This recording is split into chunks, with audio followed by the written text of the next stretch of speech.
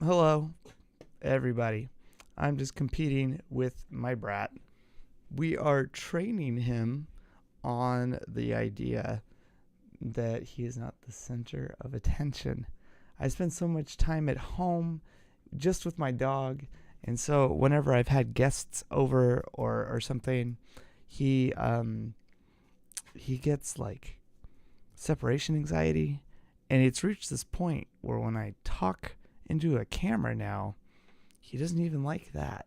So I just taught him a very nice lesson where we were at peace when he was in a stressful situation while I was talking to the camera, and he just had to sit there while I was doing something that he didn't really understand, right? He's just a dog. He doesn't understand what he's witnessing because in front of him, it just looks like nonsense, right? And there's a bunch of words coming out of me like spider 2, why banana, cover buzz, why did the cop tight ends, blah, blah, blah, blah, blah, blah. It's just human nonsense, right? Just human nonsense. And then I talk about this people like Pete Carroll and other humans like Geno Smith, and we're going to talk about the Commanders soon, and he doesn't understand what any of that is. All he knows is that I'm not doing what he wants me to do. Does this sound familiar at all? What he needs to know is that it's not all about him. Sometimes we just need to focus on the moment. He was so focused on the anxiety of knowing that I might not be there.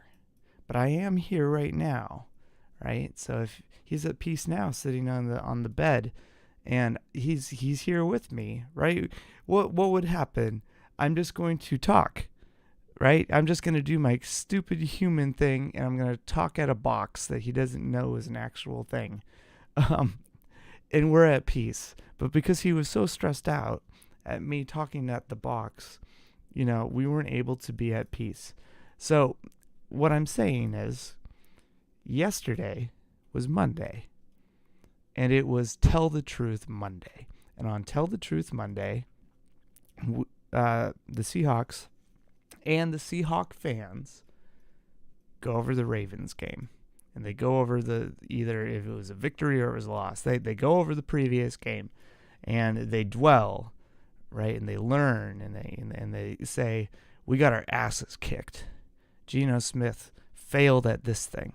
And so, I'm going to tell the truth on something because I didn't do it. But there were some fans that were being hateful towards Geno in ways that were unnecessary. There were some fans that were trying to cover up his blemishes in ways that were biased, and there were some fans that were hating on the defense, and some fans that were saying that the sky was burning down, and there were some fans that didn't watch the game because they hate everything and and they don't have the heart for it, and they were probably here's the thing. Today is Tuesday. Players have Tuesday off. And a lot of fans, I think, take Tuesday off too. It was a long week. You get the coaches Pete Carroll show on Monday, right? And oftentimes that's like our emotional breaking point on Mondays. We get the release of all these hormones that have built up in our brain, and we get a Carroll notes, and the highlights have been released, and then we get Monday Night Football, and then it's like a lot of that football's been out of our system, and then we're kind of good until maybe like Thursday or Friday we start to get an itch. But what is Pete Carroll's job throughout the week? I just had last night I did a video on Andy Dickerson, our offensive line coach, and one thing I noted about him is the type of people, the type of coaches that are around him. And hold on, I just need to. And Pete Carroll, one of his mantras, and he even has a book for it, is always compete. And he has his players chant, always compete. And he has the fans chant, always compete. And everybody's going, always compete. And it's even in his name, Pete, right? I just need to send something really fast. I timed this poorly. It's Tuesday, and Our Turf Football, which is an all-women's NFL podcast that's on YouTube, starts at 5 p.m. Pacific, and that starts in about 20 minutes. So I started this late because I was training my dog. But Our Turf Football, the always compete mantra. So Andy Dickerson, of course, is learning that, which means in most NFL systems, the players get the day off for rest and recuperation. The coaches do not. For instance, Nick McDaniel. Is McDaniel? I call him hipster homebrewer because of our Turf Football. They ruined me. I never actually heard his name. People either say the Dolphins head coach, and then my brain starts to think, oh yeah, hipster homebrewer, and then I never actually hear his name. But our Turf Football girls call him hipster homebrewer, and because he's brewing up plays, right? And he's kind of a bit of a hipster. He on Tuesdays, he's like, yeah, I work for 20 hours straight to set up the game plan so that when the players come in on Wednesday, they or Thursday, I don't remember, I think it was Wednesday, everything is ready to go, and they all know exactly what their assignments is, and they don't have to do any work. Everything is handed to them, and that's exactly what their coaches' jobs are. And Pete Carroll and Clint Hurt and everybody, that's what always compete is for him. We always talk about always compete for the players and always compete for the fans, be loud, and always compete for the scouts. But what is always compete for Pete Carroll today? We talked about always compete for yesterday. Yesterday's always compete was Tell the Truth Monday. And the reason it's called that is you got to compete with, let's be honest with each other, we got our asses kicked. If you're not competing with yourself, you can't get better. And in order to get better, you need to be honest and grow.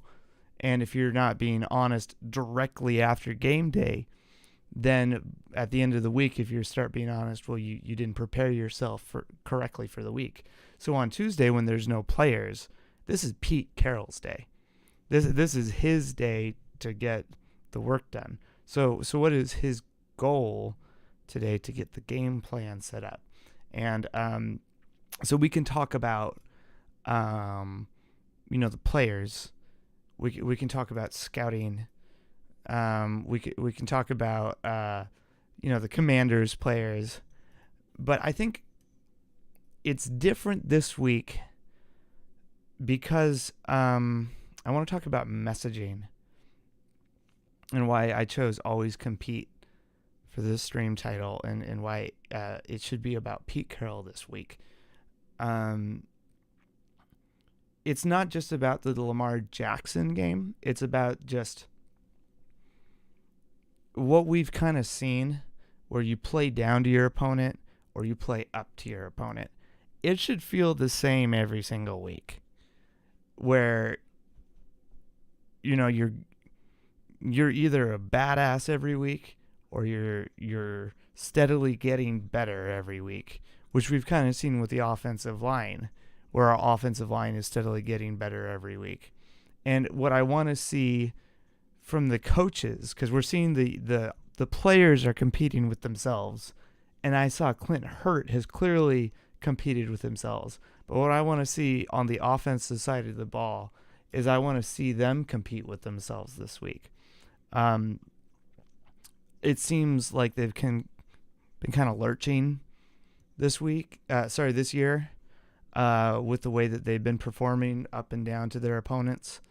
And what I want to see is them not not compete with their past, not compete with their future, but compete with the exact now. And what I mean by that is oftentimes people will spend too much time worried about the previous play, or they spend too much time worried about, I want to succeed in this way. And you'll see, like he's staring down the play, or he's rattled, right? Rattled being the previous play, or he's staring down the play, I'm trying to achieve this type of thing. When really, if you just focus on the immediate now, it's so relaxing because you just follow the progression of what you need to do. And when you always compete, you don't need to focus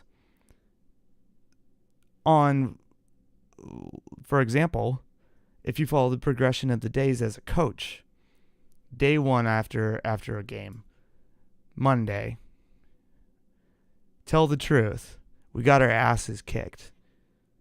Tuesday, you don't need to address the fact that you got your asses kicked anymore. And so Seahawk fans, we covered that on Monday. On Tuesday, we don't need to talk about the Ravens game anymore. We can add context for this guy needs to work on this type of footwork, or he succeeded here, so I think we should use this type of scheme or this type of footwork more often. That's great. But as far as doom and gloom, it's not useful. Today is Tuesday. We're trying to compete on Tuesday with making ourselves better.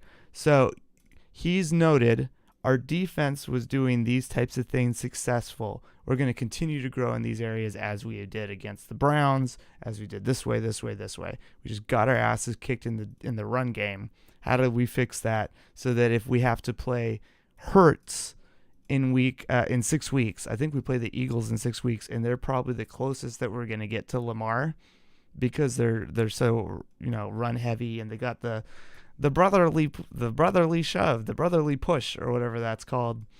I think it's the brotherly shove, which is just a QB dive. It's like a QB, not, what is it called?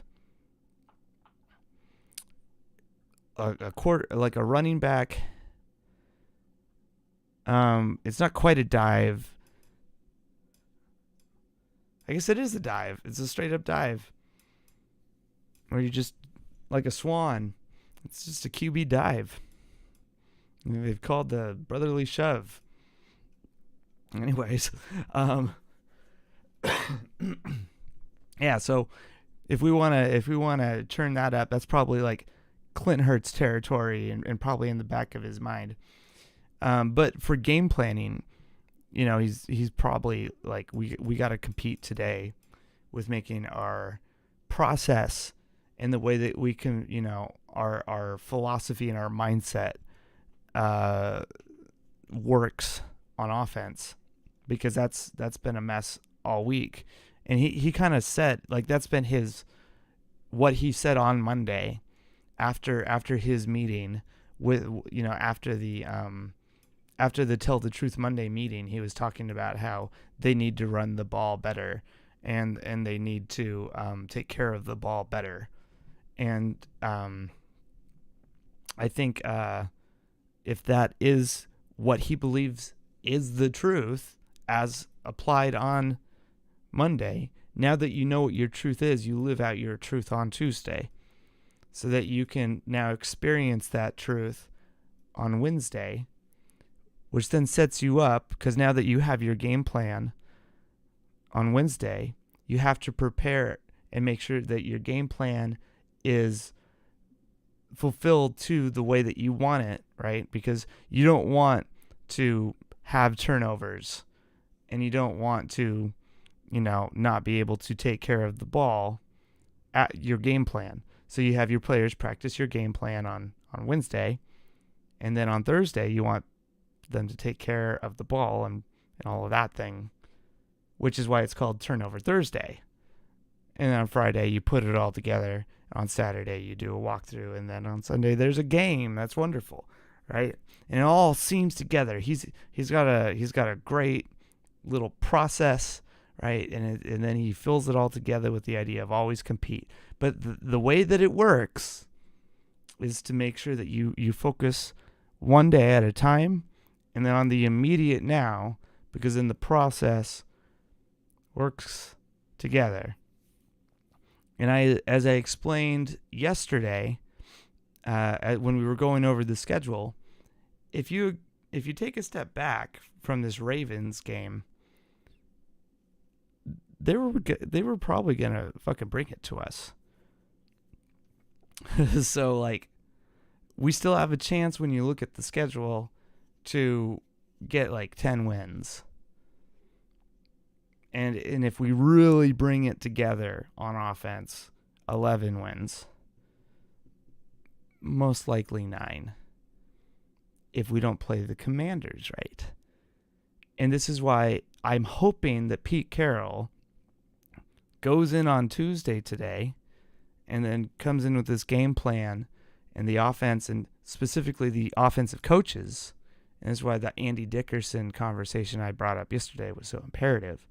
The offensive coaches come in with that always compete conversation. We're focusing on the immediate now, Geno Smith and company.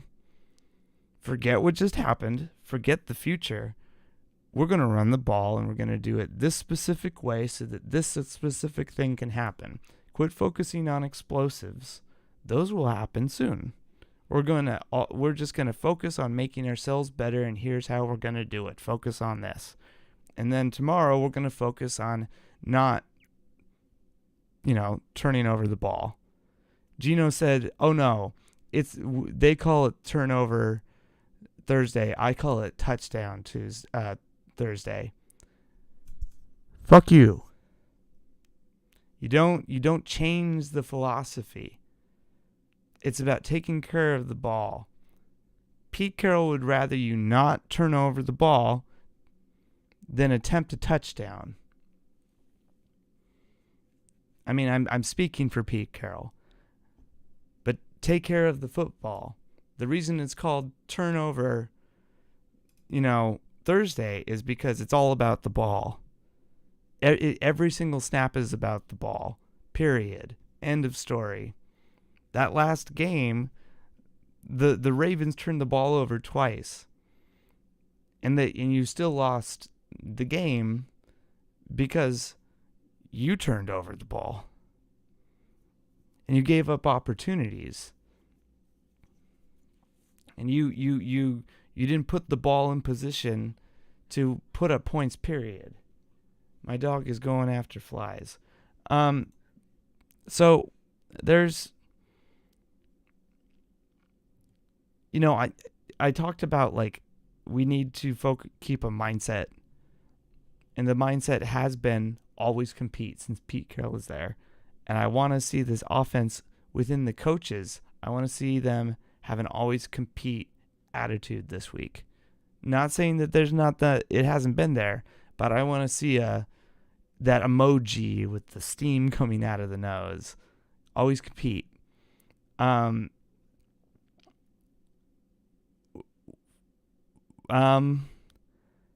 This week we're playing the Commanders, and we're playing Ron Rivera, this poor individual who has played Pete Carroll 10 times already since 2012. Didn't play him in 2011. He played him 8 times on the Panthers, and he's played him twice in Washington. The last time he beat him actually was in 2011. Let's see. Last time Ron Rivera beat Pete Carroll was in 2011. He beat us, 17-15? Is that right? Let me actually click on the box score instead of letting my poor brain try to decipher. Yeah, 17-15.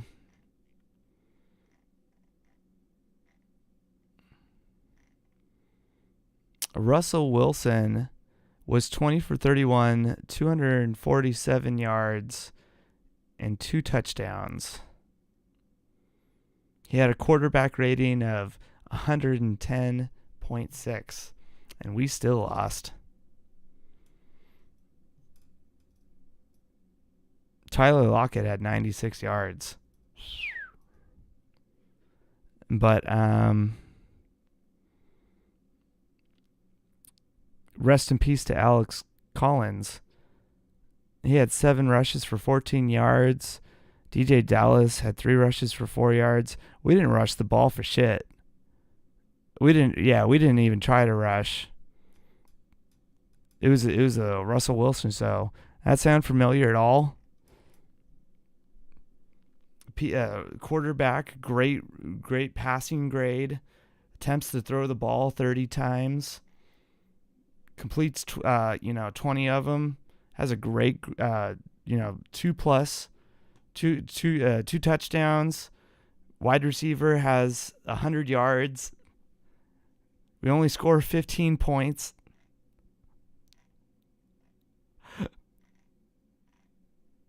Yeah, so that was the last time that that Ron Rivera beat us. Otherwise, his overall record against Pete Carroll is 3-7. The 2 other times that he beat us was in 2015.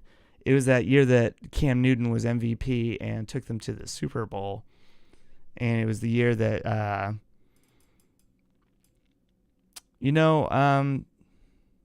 Seahawks got off to a bad start.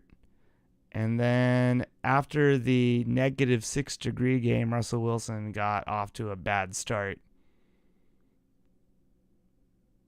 Yeah, you don't throw picks in a fucking divisional game, Russell. I'll never let it go. I will never let it go. But yeah, so Ron Rivera has not been doing well against Pete Carroll when he has had good teams. And right now he does not have a good team. It seems like he has a good quarterback, but I guess they just decided to check out of the season. They just traded 2 of their best pass rushers, promising pass rushers, which means like they're double dipping, I would assume. You know what? If you have 2 good pass rushers, and they're like, well, we could pay these guys and have them, but we don't really have enough talent to like make it worth the extent of their lifespan, and therefore we could pay them, and then in 4 years, well, they're too old to have players around them to make it worthwhile. So let's just trade them now, and then we'll keep building a team. It feels like that's what the Commanders are trying to do. They're like, yeah, we're probably gonna build a new stadium anyways. We don't have any fans left because the fans that liked our logo are pissed off. The fans that didn't like our logo already left. The fans that, were sticking with us are laughing, call us the commies. So there's like so much going on with that franchise. When you look at their training camp, a lot of teams open up their training camp for fans to go. Like 2 people showed up to watch their training camp, and like normally training camps are filled out. So it's bad energy for the Commanders, and they happen to have like good players, and then they trade 2 of their best.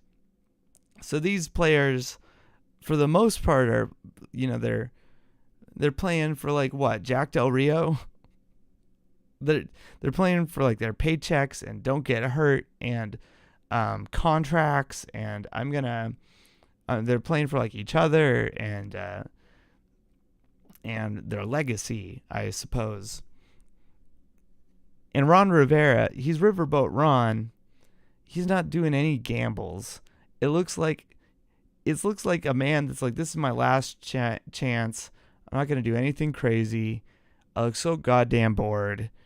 They're probably going to replace me at the end of the season anyways, because they just want to they want to reimagine this entire franchise. They might even rebrand again, because this is like a retag, right? They called it the football team because they had like 24 hours to come up with something, and then they came up with the Commanders because Dan Snyder was a dick. So they had to cut. Now they're going to have to move the stadium, and they'll probably come up with something again and get rid of me.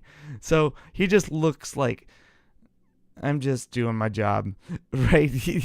But he's good at his job, right? And so surely the players are playing for him, and one of those players in particular happens to be Sam Howell. And when you look at Sam Howell, he's so one of the best teams in the NFL right now, the Eagles, where I think they're 7-2. Well, let me double check that. 8-1.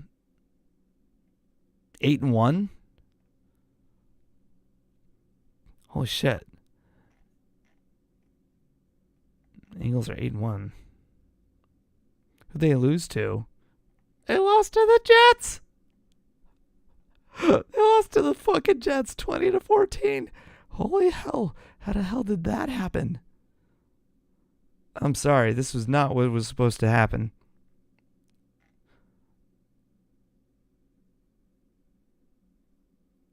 What on earth?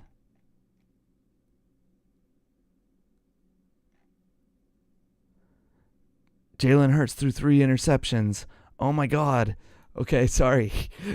Sorry. That's crazy. It makes sense. That defense is crazy. So Sam Howell lost twice to the Eagles. That's not the point. Week 2 plays the Eagles at home. Loses 31-38. Completes 75% of his passes. 39 of 52 for 397 yards, 4 touchdowns. 1 interception. That's got like Darius Slay. Like, that team's got some dogs on it. That's a damn good defense. Well, that was week 2, Camden. It typically takes like, as I even say it, takes like 4 or 5 weeks for a team to get settled in. And, that's like a familiar foe. That's an opponent that is in your division. Well, they've played each other twice this year, as I said. At Philadelphia in week 6. They lost again. 31-34 in overtime, so they almost beat the Eagles. He attempted 41 passes and completed 29 of them. That's 70.7% completion. So again, another really good passing game against a good defensive back. 290 yards. So, contained. A touchdown, no interceptions. Is he rushing? No. He'll get out of containment, but that's not really his thing. Let's see. He has 3 games where he's thrown for where the Commanders have over 30 points, one of them being against the Broncos 2 weeks ago. Last week against Arizona there was 20 points. Like, it's not... How many... I'd say... Let's see. They lost against Buffalo 3 weeks ago, where... That's interesting. 3 weeks ago against Buffalo, they lost 3-37. He threw 4 interceptions. That was easily his worst game of the season. And he was 9 of 19. Sorry, 19 of 29. So he was just atrocious. So potentially we could have that type of game here with the type of just, dogs we have in our defensive back room. It's definitely possible.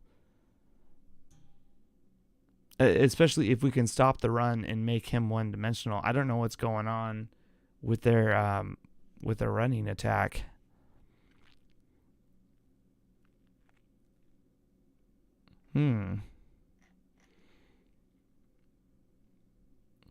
I want to look at their running attack, and then we can move on.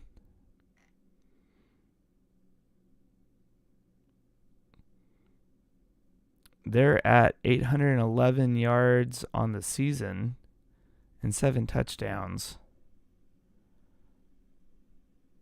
Averaging 4.3 yards an attempt.